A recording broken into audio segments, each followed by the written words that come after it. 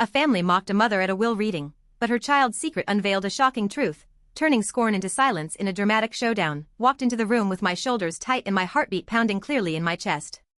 The room wasn't big, but the cold overhead light and the ticking of the antique wall clock made it feel like I was standing in the center of a courtroom. Every eye turned toward me. No greetings, no friendly gestures. The air was thick, like they had gathered here to cast me out of their lives once and for all. The long table was covered in a white cloth, dark leather chairs lined up neatly on both sides, more fitting for a dispute than a memorial. I gripped the hand of my 8-year-old daughter, Sophie. She looked up at me, her clear gray eyes reflecting the worry I was trying to hide. I smiled at her stiffly, but just enough to keep her world from crumbling. "Laura, I see you still had the nerve to show up." The voice dropped the temperature in the room a few more degrees. That was Claire, my sister. Her blonde hair was pinned up, lipstick a shade of red, straight out of a 1950s fashion magazine, but her words were as sharp as a blade wrapped in silk. "Guess you didn't get the memo that Dad cut you out of the will last year." I didn't answer. I didn't need to.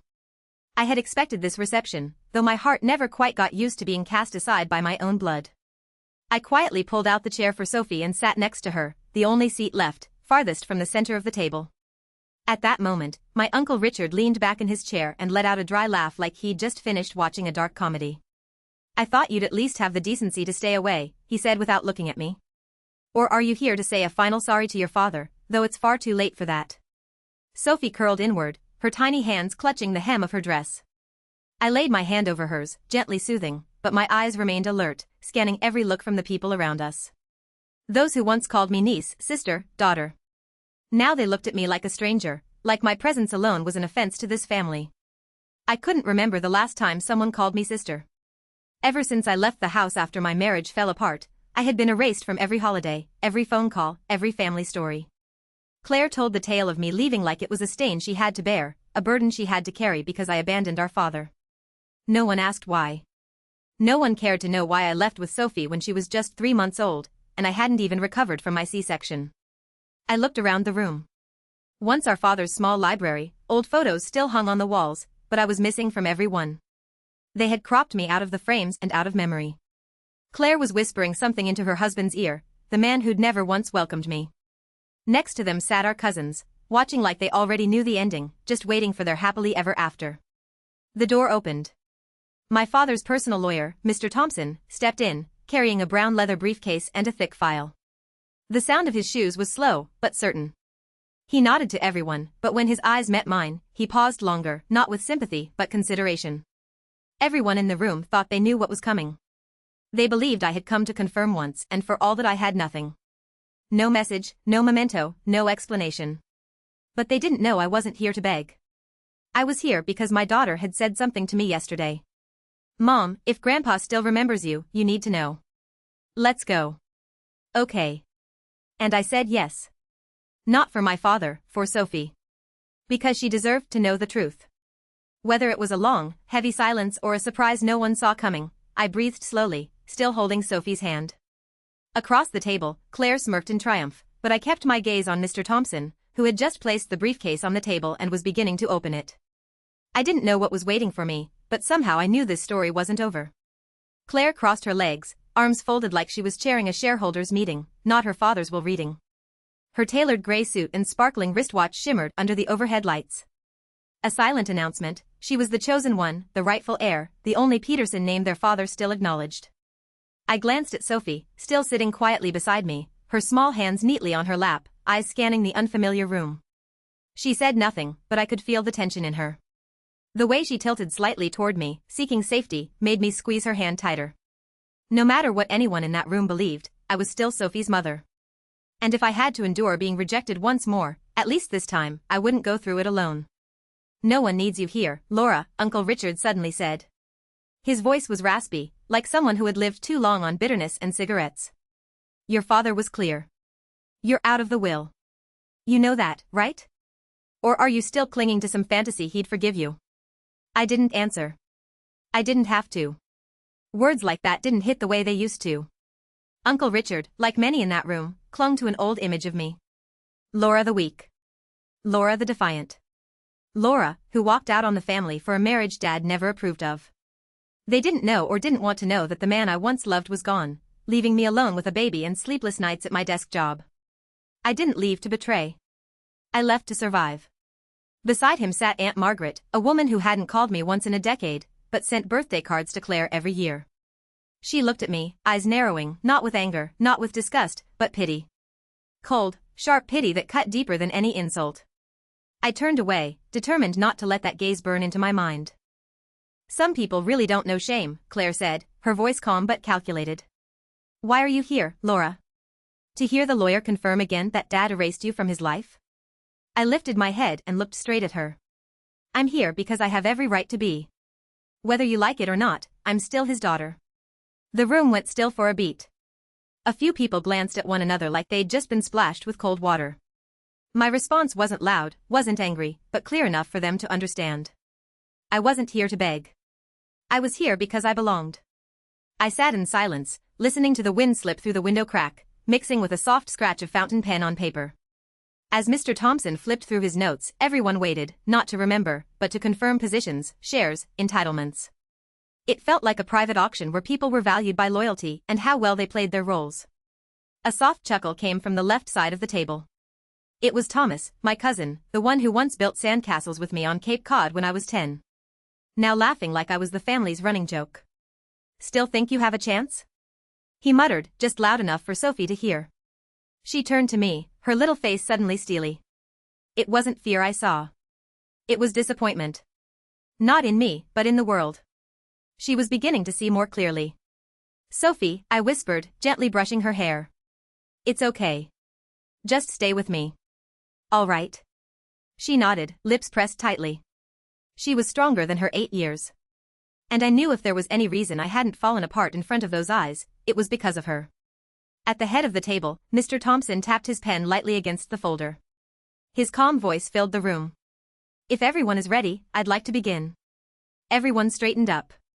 Claire folded her hands like she was ready for a victory speech. Uncle Richard leaned back, eyes narrowed like reading between the lines. Aunt Margaret pulled a handkerchief from her purse as if bracing for some emotional crescendo. And me, I just held Sophie's hand because I knew my name wouldn't be in the opening lines. But like every room that once turned its back on me, I had learned to walk in, head held high, and wait to see who feared the truth more than I ever did. I used to think that if I stayed silent long enough, the whispers behind my back would fade away. But as the years passed, they only grew louder, clinging to me like smoke that refused to clear. My family never cared why I left. They already had a story. I was the daughter who didn't know sacrifice. The one who abandoned her father when he needed her most. The selfish sister who ran away from family duty. That story, crafted by Claire, amplified by Uncle Richard, gradually became the unchallenged truth no one bothered to question. They didn't know or didn't want to know that I once came back. 3 months after leaving my husband, I brought Sophie to my father's door, carrying her in one arm, a single suitcase in the other. I remember it was drizzling that day. Not enough to soak my hair, but enough to chill the air. I knocked, hoping that no matter how angry he was, my father would still open the door. He used to say, family is the last place that won't shut its doors on you. But that day, he did. The old oak door closed, cold and silent, like the period at the end of a sentence. I stood under the porch for nearly 2 hours. Sophie was 6 months old, crying nonstop from hunger and cold. It was my father's neighbor, Mrs. Ellis, who finally came out, pressed an umbrella and a business card for a single mother center into my hand. I walked away as darkness fell without looking back. From that day forward, I understood that if I wanted to survive, I had to learn how to no longer need anyone from that house. I rented a small apartment in the suburbs of New York. My first job was a night shift cashier at a convenience store. Then I slowly moved into part-time bookkeeping for an insurance company. Everything was slow but peaceful. I did everything I could for Sophie, from mending torn sweaters to saving every spare coin to buy her books. Our life wasn't glamorous, but at least it didn't include accusations or contemptuous stares. Sometimes on quiet nights, I still thought about my father. Not out of anger, but because I still hoped. Hoped that maybe he had come to understand something, or at least wondered why I had left. He was the only one who ever taught me how to untangle a fishing line, how to arrange lilies so they wouldn't wilt. He was the only one who ever truly listened when I said I wanted to study interior design instead of accounting. But after I married someone he disapproved of, a free-spirited artist, emotional and impulsive, it all collapsed. He didn't like who I chose. But what he never understood was that I chose to break free from a family where emotions had to be polished before being presented. After that marriage, when the man who once painted me pictures turned into the man who yelled at me daily, I knew I had to stop. But when I came back with our daughter, my father, only one person knew the whole story. Mr. Thompson, our longtime family lawyer. Last year, when he called to verify some documents related to a scholarship fund, I asked him directly, "Did my father ever mention me?" He hesitated, then said softly, "I believe he was still following your path." That answer didn't erase the years I'd been shut out, but it was enough to keep a flicker of hope alive that maybe somewhere deep down a part of the old father still remained. And maybe that's why I came to the will reading today. Not for the inheritance, not to fight for anything, but to see if in his final moment he left something. Not the house, not the retirement fund, but a line, a message, something to prove I was never completely forgotten. I looked around the room at the faces waiting. They thought I came to beg, but what they didn't know was that the only thing I ever wanted was something money couldn't buy. The truth. And I had a feeling that somehow that truth was getting very close. Mr. Thompson set the folder down on the table, his eyes sweeping the room as if weighing the air. The room fell silent. The only sound was the soft rustle of pages between the tension. I could hear every heartbeat in my chest, steady but fragile, as if one deep breath could shatter everything. "The last will and testament of Mr. William Peterson," he began, his voice deep but steady like someone who'd read hundreds of wills but still respected every word. Claire leaned forward slightly, hands neatly folded, eyes gleaming with triumph. Next to her, her husband Daniel pulled out his phone under the table, probably texting the architect they'd spoken with last week. They had already been planning renovations to the main house before our father even passed. "I, William Peterson," Mr. Thompson continued, "being of sound mind and judgment, do hereby divide my estate as follows." I heard the words, but they felt distant. Each sentence hammered deeper into the reality I had suspected. My name was not there. "To my eldest daughter, Claire Peterson, I leave the entire main house and the adjoining property along with all furnishings and valuables contained within." Claire raised an eyebrow, saying nothing, but I saw the subtle curve of her lips. A silent but unmistakable victory. "To my brother, Mr. Richard Peterson," Mr. Thompson went on, "I leave the lakeside property, including ownership of the cabin and the fishing boat." Uncle Richard nodded, his expression unchanged, but I knew he was pleased. He loved that lake more than anything, except control.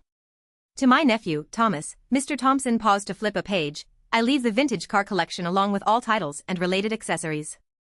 I looked at Thomas, my cousin, who hadn't even looked at me at the funeral. Now he stroked his chin, nodding like it had all been predetermined.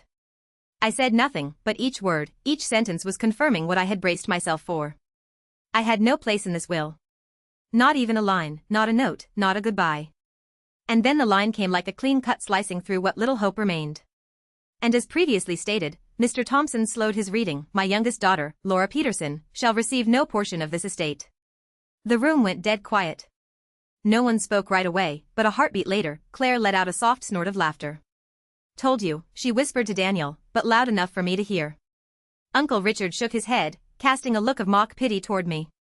"Takes a special kind of person to turn their back on their own father," he said with that half-joking tone he always used when speaking of me. Like I was some side note unworthy of discussion. Sophie sat beside me, not fully grasping the words, but feeling the heavy silence all around. She turned and whispered softly, "Mom." I gripped her hand tighter, holding back the emotion. I had known this was coming. I had played this scene out in my head 100 times. But nothing prepares you for seeing your name officially erased from your father's life in front of your entire family without feeling something fracture. I took a deep breath, eyes fixed on the wood grain of the table where the light struck in almost hypnotic swirls. Around me, murmurs began. Claire was saying something to Daniel about starting basement renovations early. Thomas was already on the phone. I caught snippets like, "Move the cars into the garage this weekend." No one spoke to me. No one asked what I was thinking. They had ended this long ago. I was just the late arrival to a play that had closed years before. But what they didn't know was this. I hadn't come to claim anything. I came to listen, to confirm, and if needed, to close the last unfinished chapter in my heart. I didn't need the house. I didn't need the things. What I needed was the truth. I hadn't yet decided whether to get up or quietly wait for everyone to leave when Sophie suddenly turned to Mr. Thompson, her voice not loud, not rushed, but clear enough to freeze the entire room. "You forgot the video he recorded." Everyone turned. Claire, Uncle Richard, Thomas, Daniel, and his wife. Even Mr. Thompson furrowed his brows. I looked at my daughter, my palm suddenly cold. I whispered, almost breathless, "Sophie, what are you talking about?" She didn't look at me. Sophie's eyes stayed on Mr. Thompson, calm and direct, strangely composed for an 8-year-old. She reached into her small backpack, pulled out a slightly wrinkled white envelope sealed carefully with brown tape. On it, in familiar bold letters, "For Mr. Thompson, only if it gets ugly." I nearly choked. I recognized that handwriting instantly. It was my father's. "Sophie, where did you get that?" I asked, voice trembling, my hand shaking as I gently touched the envelope. Sophie turned to me, her eyes clear and steady. "The last time I visited Grandpa," she said. "He gave it to me and said to keep it safe. He told me to give it to Mr. Thompson if people forgot something important." No one said a word now. Claire tried to maintain her composure, but I could see her lips pressed tightly together, her face growing pale. Uncle Richard leaned forward, and Thomas slowly set his phone down on the table. Mr. Thompson took the envelope with both hands, his expression filled with caution, as if he were holding something more valuable than any legal document. He glanced at me, then at Sophie, before carefully opening the envelope. Inside was a small black USB drive and a folded note, also handwritten, signed at the bottom. He skimmed the lines briefly, then looked around the room. When he spoke, his voice no longer carried the tone of a lawyer doing his job. It sounded like someone holding a secret too heavy to keep. "This is a video recording made by Mr. William Peterson prior to finalizing his last will. He left instructions that it should only be played if the reading of the will became contentious." He paused, then added, "And I believe today meets that condition." Claire let out a short, bitter laugh. "This is absurd," she said, her voice higher than usual. "A video of unknown origin has no legal standing." Uncle Richard jutted his chin. "There's no proof it wasn't altered. William never mentioned this to me." But Mr. Thompson was already on his feet, walking to the laptop on the side table. He plugged in the USB, and within seconds, a single video file opened. On the screen appeared my father, William, seated at his desk in the familiar study. He wore the light brown cardigan I had given him years ago. His silver hair was neatly combed, and his eyes looked straight into the camera. The room went completely still. I felt the world freeze as my father's voice came through, hoarse but clear. "If you're watching this, Laura, it means things didn't go as I hoped. And I'm sorry." I turned to stone. His voice continued, slow and steady. "I know you're being left out of the will. And I agreed to it at the time, thinking it was the right thing to do, but the closer I got to the end of my life, the more I reconsidered. And I realized I was wrong. Wrong to believe what others told me. Wrong not to ask you once why you left." I couldn't hold back the tears. Beside me, Sophie clutched my hand tighter, as if she'd always known this moment would come and had waited until I was strong enough to face it. "I met Sophie," he continued, his expression softening. "She didn't say much, but when I asked her about you, she said, 'Mom is the safest place in the world.'" The murmurs behind me faded. I heard only his voice. The voice of a man I believed would never understand me, now admitting fault, calling my name with a tenderness I thought had vanished forever. On the screen, my father's face, William Peterson's face, looked both foreign and heartbreakingly familiar. He no longer had the stern expression I remembered. Instead, he looked gently tired, like someone finally releasing a weight he had carried too long. "Laura," he said, his voice rougher and deeper than I remembered. "If you're watching this, then the will didn't go as planned. And maybe that's my fault." I felt frozen. My hands were numb from gripping Sophie's so tightly. The room was silent, pulled into every word echoing from the tiny speaker. "For years, I let pride and anger drown out everything," he went on. "I believed Claire when she said you left to avoid responsibility. I trusted Richard when he said you'd turned your back on the family. I didn't ask. I didn't investigate. I just closed the door. And because of that, I lost you." Those words cut like a blade, but the kind that peels away the layers I'd built to survive since walking out of that house. "When you came back holding Sophie," he said, "I remember looking out the window. I saw you standing in the rain. I saw the look in your eyes, and I still didn't open the door because I thought I was right. I thought you owed me an apology." I heard Claire shift slightly in her seat.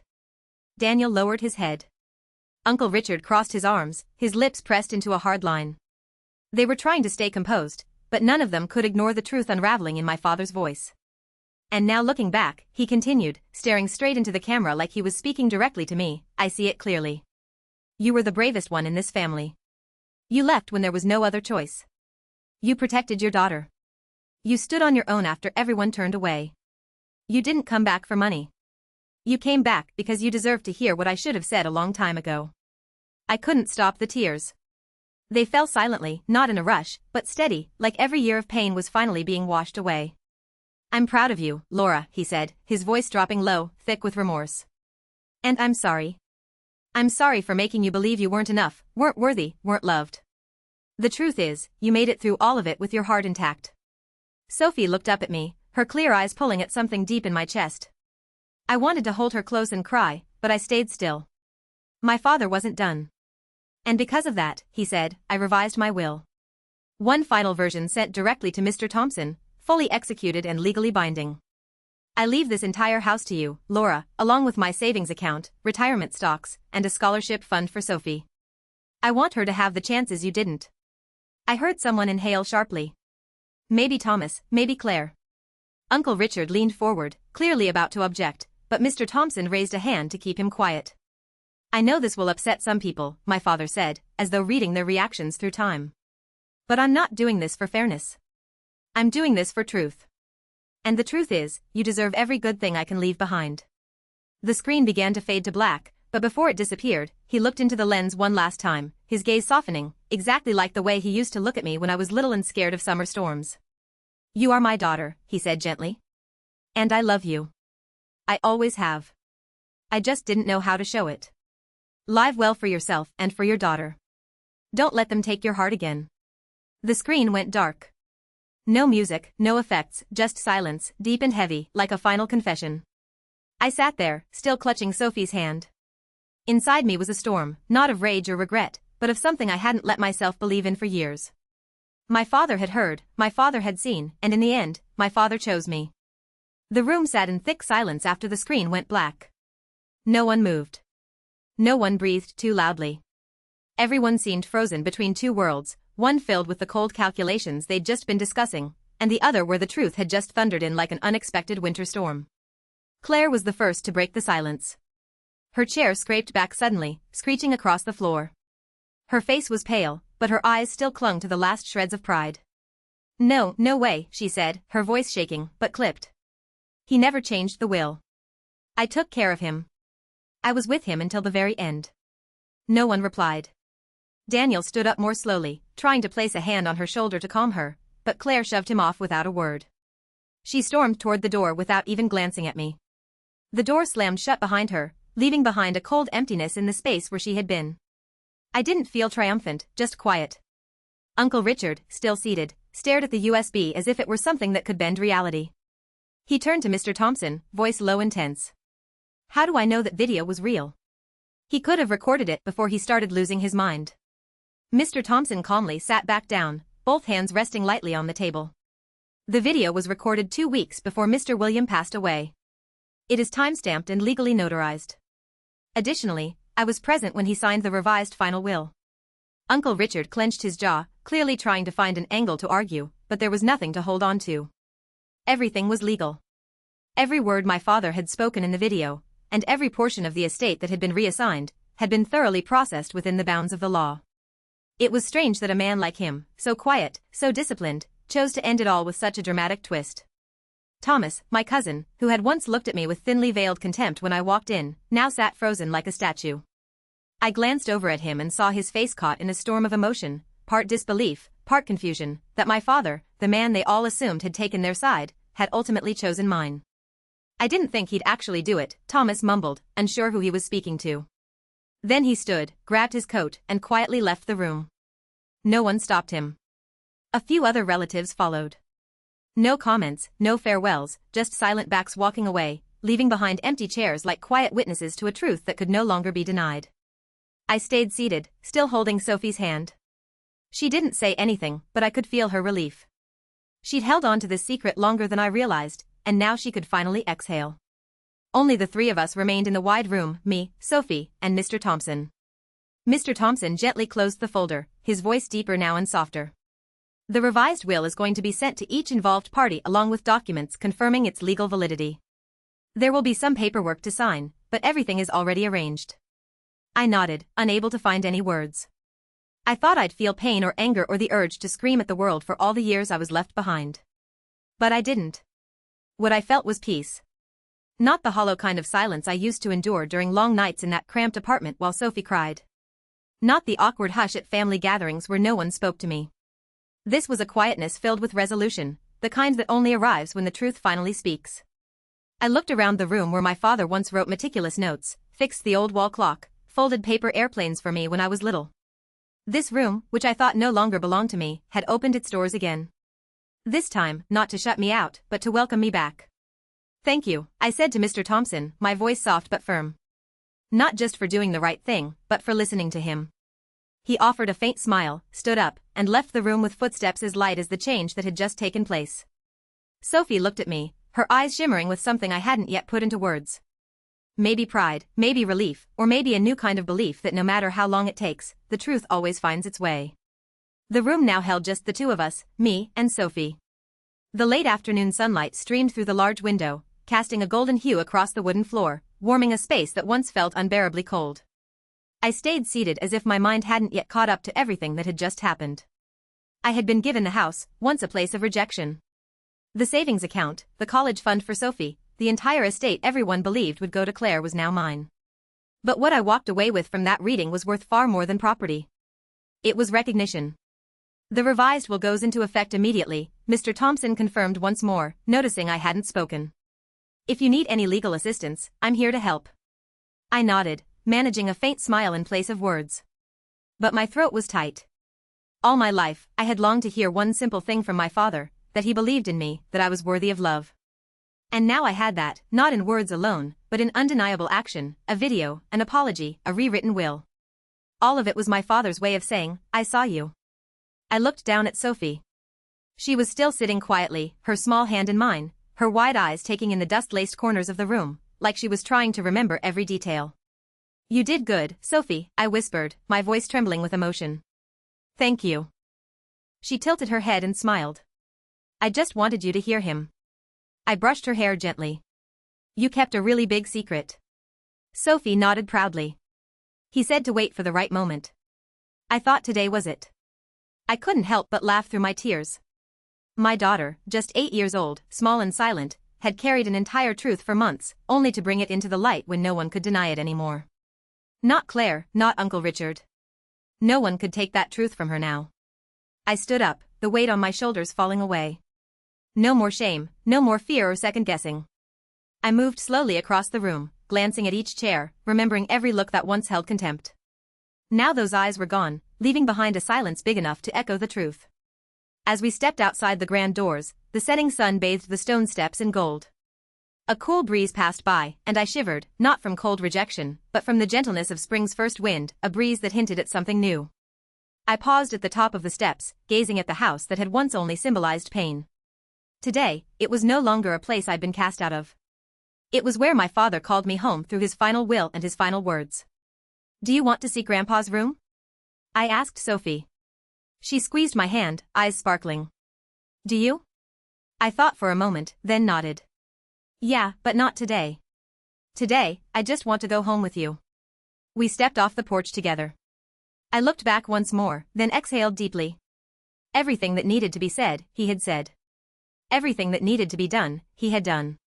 The rest was mine to carry. The small car waited by the curb, sunlight glinting off the windshield.